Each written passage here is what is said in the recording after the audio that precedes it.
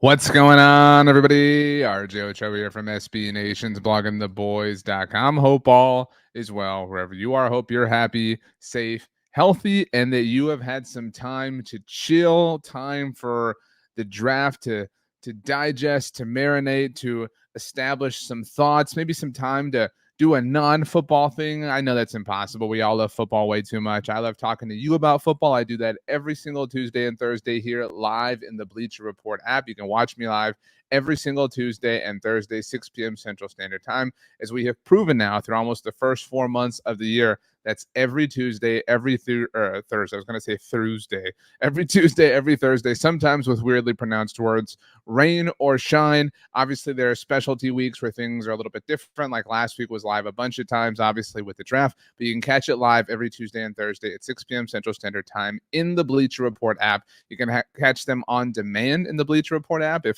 for whatever reason you're busy at 6 p.m. Central Standard Time, you want to watch it on your own time, at your own convenience, you can also catch it on demand on the Blog on the Boys YouTube channel. You can watch it anytime there. Watch anything I do on the Blog on the Boys YouTube channel. If you are over there, like the video, subscribe. Those things help us out. We had a fun interview with Kyle Bray of IMG Academy that dropped on Monday, talking about Tyler Booker, the Dallas Cowboys first round pick. You can also follow me, by the way, on any level of social media, but you know that already. All right. So today is Tuesday, April 29th, 2025. It is, looking at my calendar, yes, it's the last time we'll meet in April. So the next time we chat, it will be on May the 1st and getting close to May the 4th. So May the 4th be with you. Anyway, today I thought we would look at the Dallas Cowboys roster as a whole following the NFL draft because, look, last year was rough. We've been talking about this several times. Last year was a big old stinker from the Dallas Cowboys, and it was a big old stinker because they wanted it to be. It was a big old stinker because they didn't do anything to help themselves, which was silly and dumb. And, we have no words to offer that are kind about it all. But if we're being fair, if we're giving them credit, and we should, right? If we're going to kill them when they make mistakes, we should give them credit, give them their flowers when they earn them. The Dallas Cowboys have had a really productive couple of months. And I think that is really evidenced when, you can look at the draft class and you can say, I really like this pick and I really like that pick. And I really like that you stuck to your board and you let the value come to you. You didn't push, you didn't press. That's one thing. And I'm totally with you that we should give the Cowboys props for that. But it's a whole different thing to evaluate everything all together, which is what we're going to be doing here today. So let's take a look. I wrote this over at blogontheboys.com. That's where you can check out all of my written work. It is titled, Here is What the Dallas Cowboys Did Throughout Free Agency in the NFL Draft. That's Cliff Kingsbury at Texas Tech. I think that's Baker Mayfield. Yes. All right. So very simple. Here is what the Dallas Cowboys did. Let's take a look. Notable Dallas Cowboys retained. I'm going to zoom in here for you. All right.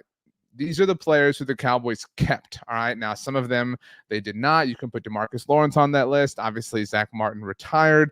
Chauncey Golston left for the New York Giants, but Osa Odighizuwa stayed. Kevontae Turpin, the Cowboys weren't going to lose Kevontae Turpin. He was a restricted free agent, but they got a new deal done, and I think that that's worth mentioning. And Osa, obviously, they could have played out the franchise tag, but they didn't. They were able to get a deal done, didn't have to go down that route, so good for them. CJ Goodwin's coming back, Brian Anger, Trent Sieg, the core of the Cowboys special teams. That's always nice. Brock Hoffman, Wanye Thomas, Tyrus Wheat, they were exclusive rights free agents. So again, it's not like they were going to leave, but it is worth putting them down on a list because that's what we're talking about here. Marquise Bell coming back, and Izzy Mukuamu. We've listed as a safety here, but you could list him wherever you want. Call him a defensive back. He could prove vital. We simply don't know. We're going to look at a depth chart in a moment here, but don't know what the state of the Cowboys depth chart is going to look like across the season at corner. And we know that Izzy can play in that nickel.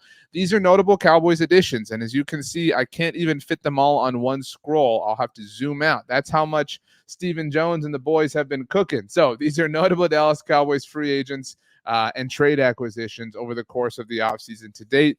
This was somewhat chronological, but Rob Jones, Javonte Williams, Solomon Thomas, and by the way, if you watched the draft show, shout out to DallasCowboys.com and the great people from the Mothership and 105 Through the Fan who were working so hard all weekend long.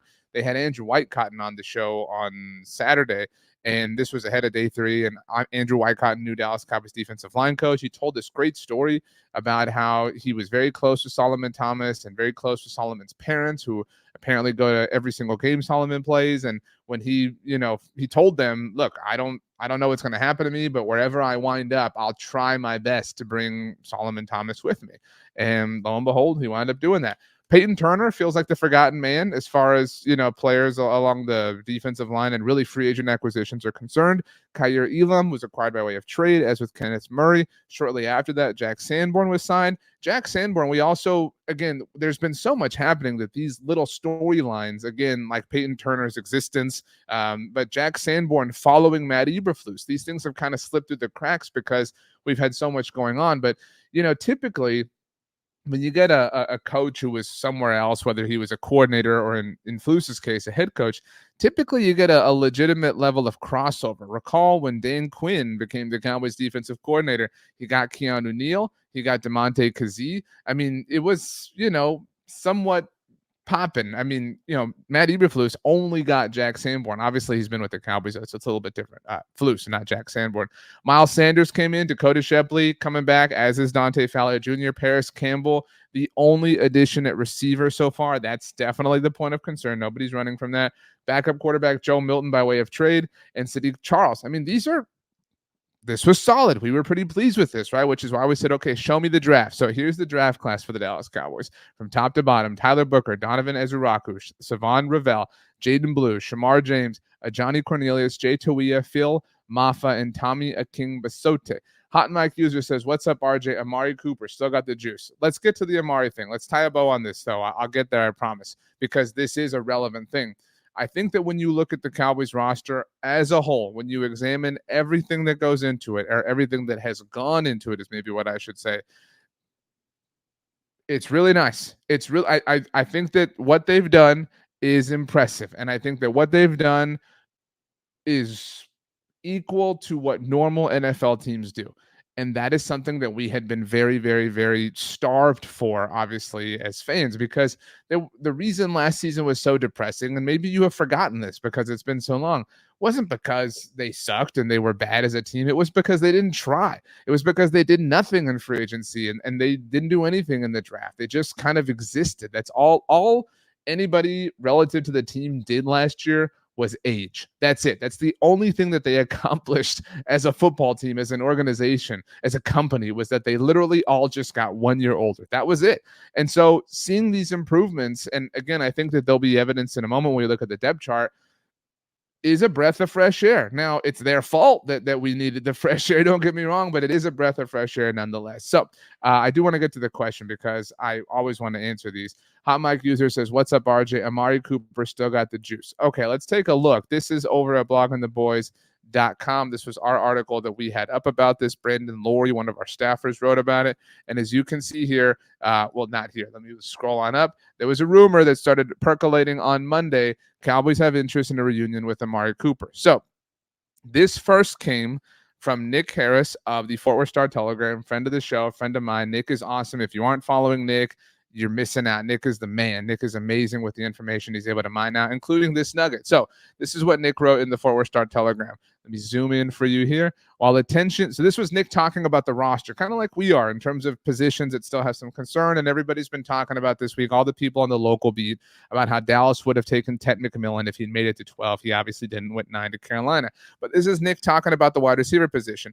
While attention is still focused to the trade market, so is the availability of veteran free agents. Intriguing options remained unsigned, such as Keenan Allen, Nelson Aguilar, and Robert Woods. Robert Woods is no longer available, by the way. This was written on Monday, and Robert Woods has since found a home.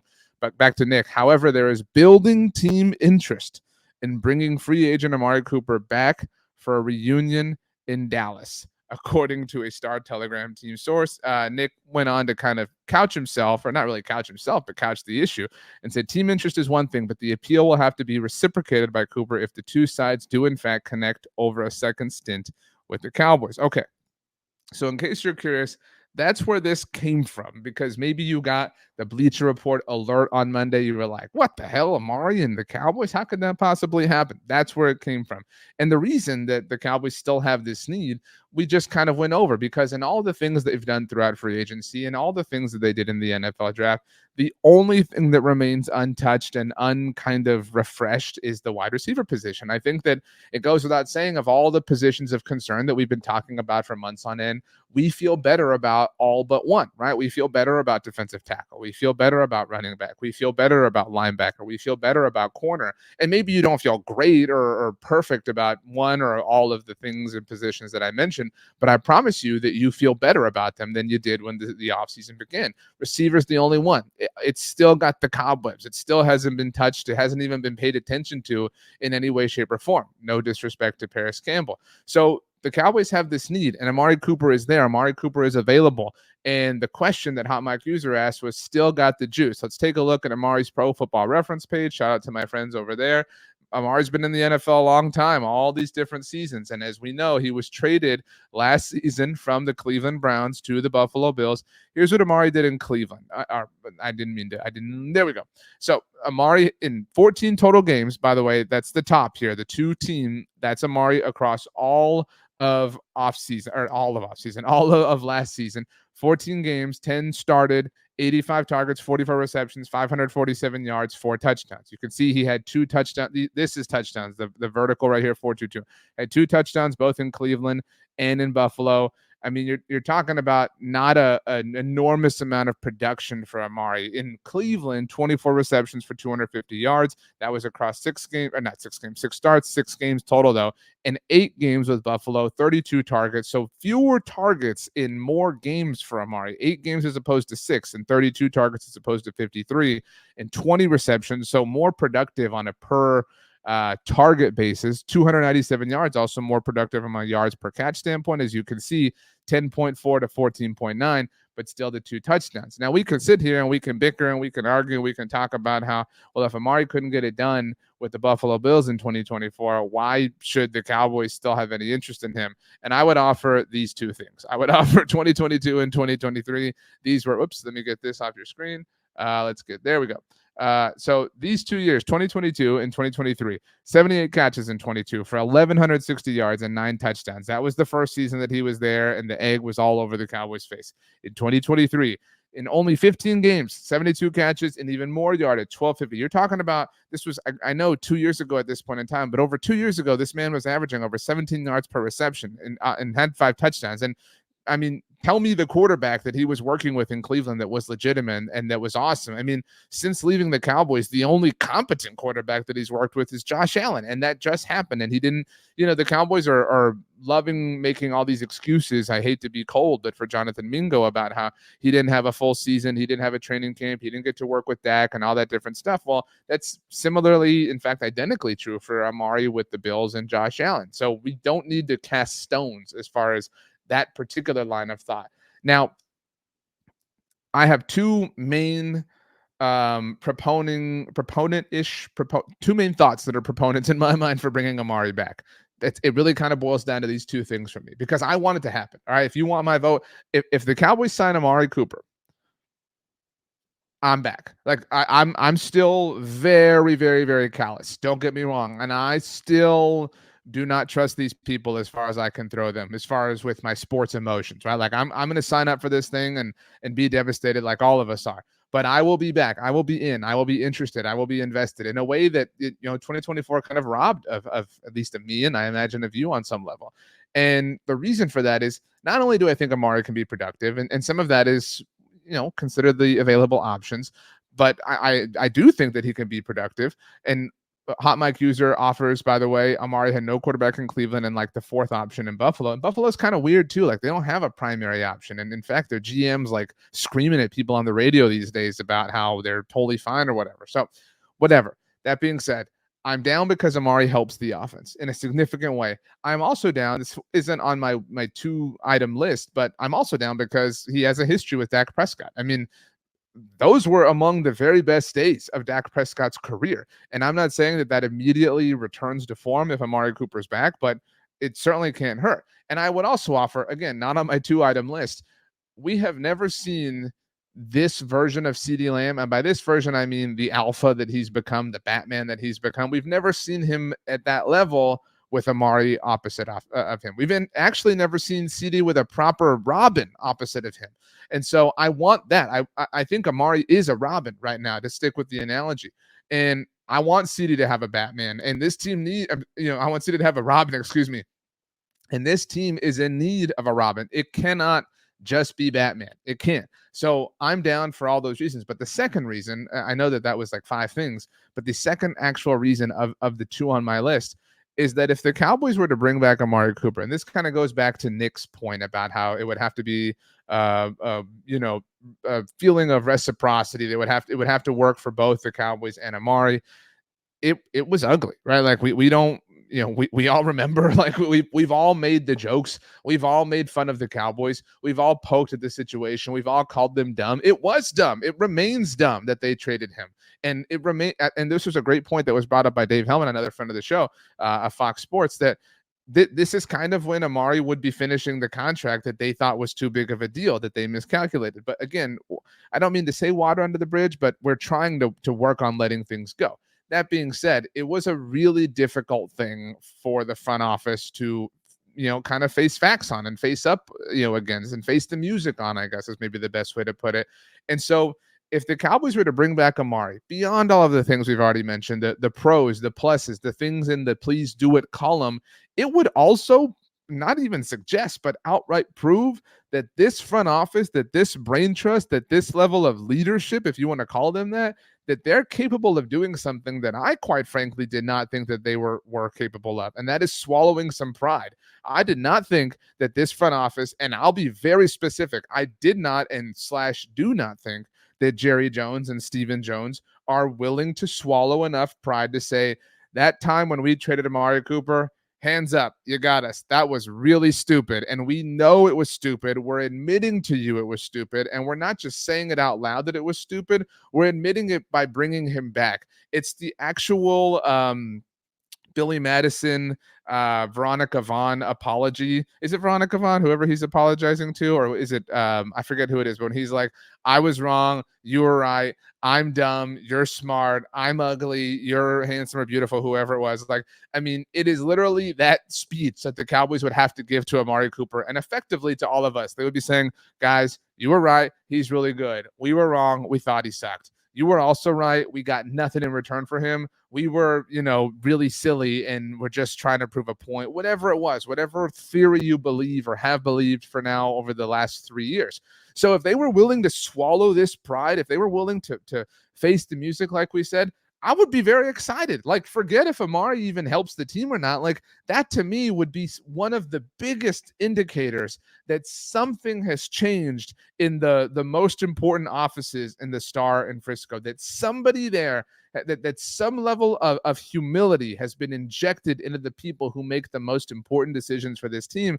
That would be a good thing. It would truly be the 1 inch we need to believe, the Grinch's heart growing, 3 times that day. It's still really, really, really tiny, but it did grow. And so in that respect, sign me up. And again, I would offer, even if you don't buy any of this stuff that I've been saying, and if you think, RJ, you're just being silly or whatever, or you think Amari's washed, you think Amari can't hang, you think Amari can't do it, well, consider the options. And the options not just in free agency, because there was another report that emerged over the weekend. What you're looking at here is our homepage at bloggingtheboys.com. ESPN's Todd Archer had a report that the Cowboys, this was during the draft or as the draft was unfolding, that the Cowboys were interested prior to the draft in trading for a veteran wide receiver with an AFC North team. And that was, I mean, respect to Todd, but it was super obvious who he was talking about. And on on Tuesday, the Athletics' Diana Roussi had this to say. Let me pause this so that we don't get these guys talking over us. This was Diana's tweet. I don't know why it's not loading, but that's what it says here. George Pickens' name was tossed around. Oh, there you go. George Pickens' name was tossed around in trade discussions this past week. The Cowboys are one of the teams that discussed bringing in the Steelers' wideout. Sources tell me, this is again Diana, but with the draft in the rear view, expect the trade buzz to cool surrounding Pickens.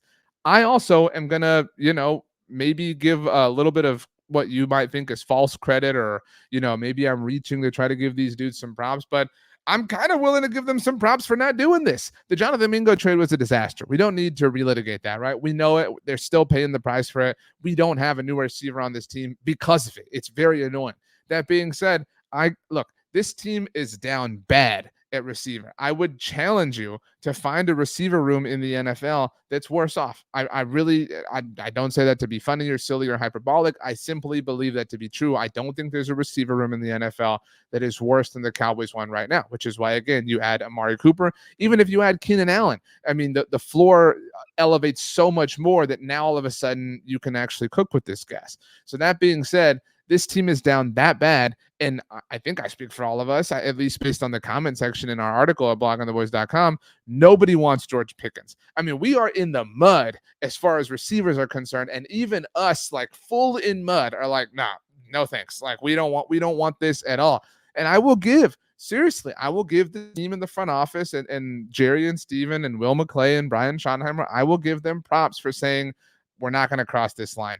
And I do think that, it isn't difficult to make a leap, to make an assumption and say that this team is clearly focused on adding leadership, on adding reliability, on adding responsibility. And I don't mean to take shots at George Pickens, but based on what the general public knows about him through 3 years of his NFL career, those things don't necessarily describe him. And by the way, through 3 years of his NFL career, that means this is a contract year for George Pickens. So the Cowboys would be setting themselves up to have to pay him next year, even if things did work out. And we know how those things tend to work relative to this franchise, which is another reason, another con, in the overall pros and cons of outweighing or weighing the idea of George Pickens against not weighing the idea of George Pickens.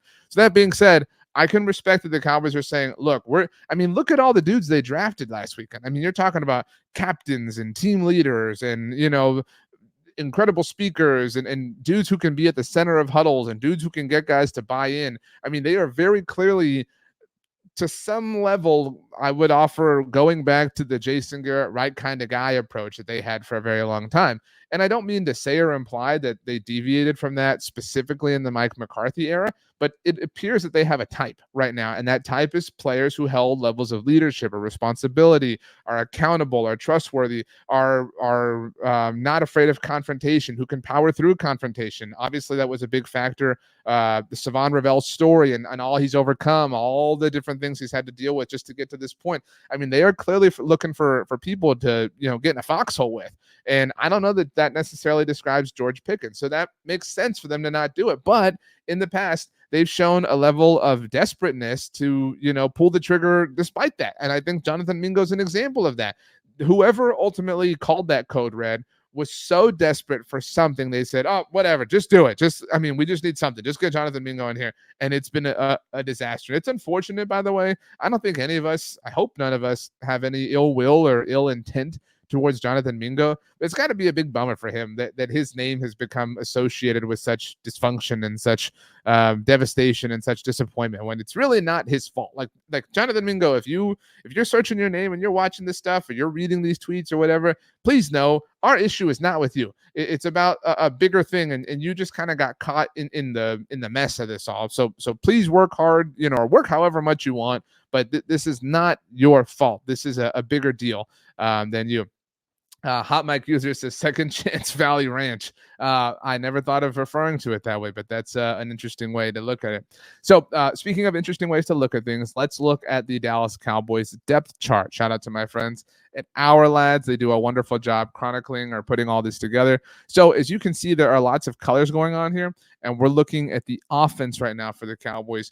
Yellow players, I see yellow. Maybe I could be convinced that this is orange. Also, our free agency additions, this pink hue, hot pink, kind of Barbie pink. This is these are drafted players, and this green, aqua green, these are undrafted free agents for the Cowboys. That's what CF means. That means college free agent, obviously.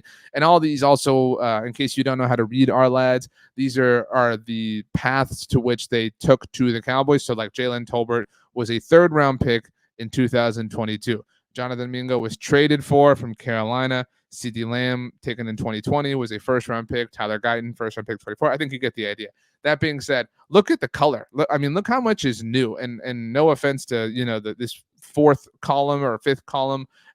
We're just kind of focused on the top of the roster. These are the players who are likely going to make the 53 man when it's all ultimately said and done. You've got Tyler Booker there, obviously, and if this receiver group gets another body, let's take Jonathan Mingo out for a second and say that's Amari Cooper. You got Jalen Tolbert, Amari Cooper, CeeDee Lamb. Again, Amari's kind of a placeholder right now. I feel really good. I'm starting to feel really good, really, really, really good about this offensive line, especially if Tyler Booker is as good as we hope he is. I know we're all kind of crossing our fingers on Tyler Guyton, and I know we feel some type of way about Terrence Steele. But all told, this group is clearly in the process of becoming elite. You've got Jake Ferguson at tight end. I am kind of curious to see what Luke Schoonmaker can offer this year in year 3. I mean, I don't know that it's much, but I mean, this is a contract year for Jake Ferguson. I do wonder if the Cowboys maybe start to pass the reins over a little bit, but that's a question for a different day.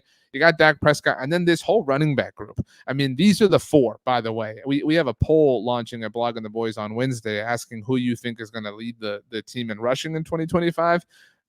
If I had to bet, I guess I would bet on Javonte Williams, but Jaden Blue is very exciting. I mean, this is a stable. This is a group. I don't know what it's ultimately going to yield, but there's a lot of new. Now, there's even more new on the defensive side of the ball. The red, by the way, if it isn't obvious, denotes a level of injury concern. So Dante Fowler's new, although obviously he's new/old. You got Donovan Ezuraku, Sam Williams, who's coming back from the torn ACL. I wouldn't count him out. That's nice. I don't know what we're kind of counting on from him, but like Jake Ferguson, you're talking about somebody entering their contract year. So don't know if he's just gotten pushed down the depth chart in favor of younger players. Mozzie Smith still holding strong, trying to be nice. Jay Toia coming in. I think we're all very interested to see what he can offer. Osa's back. Solomon Thomas new. Tommy Akingbasote. That might be a little bit high for him when it's all said and done and it all shakes out. This depth along the pass rusher kind of line here. I mean, Micah, Marshawn Nealon, and Peyton Turner. You got those 3, Dante Fowler, Donovan Ezuraku, Sam Williams. I mean, these are 5 to 6 pass rushers, so I think we feel pretty good about. Like, the floor is high for all of them. DeMarvion Overshown, I think it's fair to not expect him to play anytime soon, but, we certainly cross our fingers and hope for the best. But at linebacker, I mean, this has experienced the biggest refresh. You're talking about, Damone Clark's, again, kind of the odd man out at this point in time, but Maris Liufau came on strong across the second half of last season, and then all the newbies, Kenneth Murray, Jack Sanborn, Shamar James, a drafted player, not a free agent or a trade acquisition, but, this is a very fully remade group. There's a lot to like. I think there's a lot to feel questionable about, though, at the same time relative to linebacker. At corner, this is going to be interesting to see how this ultimately shakes out, because if Trayvon Diggs is healthy, then where does Savon Ravel play, assuming he plays right away? Where does Kaiir Elam play? Like, I really am the Trayvon Diggs question looms the largest, but still, I think the names we feel good about, in some order, some amalgamation, some combination. Trayvon, Savon Ravel, Kaiir Elam. Again, 2 newbies and Trayvon coming off the injury. Deron Bland, hopefully fully healthy this year. Kalen Carson entering year 2. If Izzy Mukwama plays some nickel, like we said, obviously Jordan Lewis is gone. But, he is listed there for what it's worth. That's just how Arled's classified him. And I think at safety, we feel pretty good with Malik Hooker, Donovan Wilson, Marquise Bell back, Wanye Thomas again. So special teams are all good. No need to worry about that. Again, I think that it's fair to look at the Cowboys and say they've really improved. They've really gotten better. They've really raised their floor. They've really tried. And that has been our biggest criticism for, I would say, like 14 months at this point in time. So has it required some hard work and some discipline and some difficult decisions? Absolutely. There's no question about that. But name one thing outside of the receiver situation, which I agree with you. We talked about it already here today. Name one other thing that you wish they would have done in a practical, realistic sense. Do you wish they would have kept DeMarcus Lawrence? Do you wish Zach Martin hadn't retired? That wasn't really, within the Cowboys' control. What do you wish they'd let Osa Digizua go? Like, I kind of feel like they've, for the most part, made nothing but the right or responsible decision. Again, some of these things we can, quibble over, tiny little details of it all, but I do think that they've positioned themselves well. Do I wish they had a running back that was more reliable? Absolutely. But I think that they have, 4 really interesting options to kind of, hopefully find somebody legitimate out of it. And if not, they can platoon them. Do I feel like they need a wide receiver? Absolutely. But if and when that happens, like I said, I think we feel pretty good. And that's exciting. It hasn't felt that way in a very long time. My name is RJ Ochoa. You can follow me on X, Instagram, or Threads at RJ Ochoa, on TikTok at rj.ochoa. You can like my Facebook page, search for RJ Ochoa. You can also search for RJ Ochoa on Blue Sky. rj.ochoa at sbnation.com is how you email me, and bloggingtheboys.com, I work for SB Nation, is where you can read all of my work and the fantastic work of our staffers at Blogging the Boys. We talk Dallas Cowboys 24/7, 365. I'm a with you hot mic user, because I wish they drafted Mike Alstott Jr., Cam Scatteraboo, Sun Devils football. I'm so bummed. I'm so pissed. It's one thing that the Cowboys didn't draft him. It's a whole other thing that he wound up with the New York Giants. So I'm still in mourning. Please respect my privacy at this very difficult time. Thank you so much, everybody, for hanging out. We'll be back on Thursday at 6 p.m. Central Standard Time live. For now, I bid you all adieu. I hope you have a wonderful rest of your day, and we will see you next time.